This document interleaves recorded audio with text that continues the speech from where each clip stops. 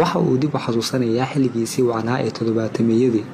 kolkaas oo uu ahaa nin taajirnimo iyo deeqsinimo isku darsaday. garaashkan yar oo waxad waalid kor aan u ahaa iska aw jaarinta danta ayaa biday in halkan uu fariisto waayo ma hayo wax shaqo isagoo wax ka suga kaliya dadka u damqada markay agmaraan. halkan oo uu joogo oo ah wadada Shaneema Afrika oo kala qaybisay degmooyinka Xamar Jajab iyo Xamar Weyne ee Muqdisho waxa wehel u ah boorka iyo nadaafad darada. inkastoo adduunyada ay tahay mid wajiye badan haddana 70 jirkaan ha nooga sheekeeyo sida qaninimadiisa uu faqriga iskugu bedelay. walaay berigii hore waxaan ka ahay diiq libaaxan ka libaax adduunkan ka maanta ma xaldii saamwe hol aan mootooyina laay tumiko mooto bashkiid yalan lahay dukaamka wax ka soo qaaday waa sii gudiyay sidan ah Shaneema Afrika jooga garaash malaha markaa xalaas garaashan lahay wax walba lahay mootooyina lahay shaqaalayaal badan lahay ugu yaraan 3 gaaraan hantideedii Sacuudi anigu waxa inta waxaan aagtay waxbaan dhigtay wixii yar walaalkayga cunay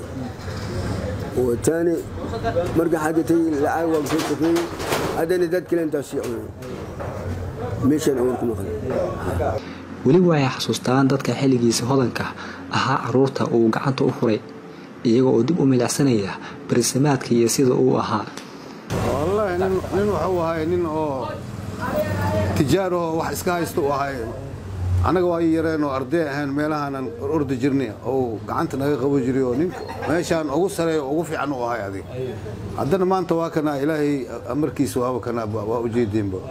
laakiin waxa uu ahaa nin aad iyo aad u fiican oo meesha uu fariisto umada iska soo doonayso macnaha qofku arko wax ka bixiyo qofku arko wax siiyo aw ahay marka hadda maxuu bixiyo maxuu iska dhaafaa asiga waa indegnaa waa ku qanacsan yahay qadarta alle balse sheekada murugta iyo warkutaalada ah ee aan qalbigiisa ka goynaya ah in aysan xitaa soo xasuusan 18 caruur oo uu dhalay sida uu inoo sheegay kuwa uu dalkii dibadda ku nool caruurta waliga 18 ama way wax oo aniga daryeelayo ama idanay ma jirto waa 18 caruur ma qabaa afar da'du waa ma qabaa da'du wixii dhalena wax dhaloona guud intooda ay ma qabaa wiil 18 way saddex kubdu بكره حتى كم سواء ما بسيوة ميدها هذا كم قوان ما بكور خوان هذيك مرة استمر يا هذيك ما وعلا مر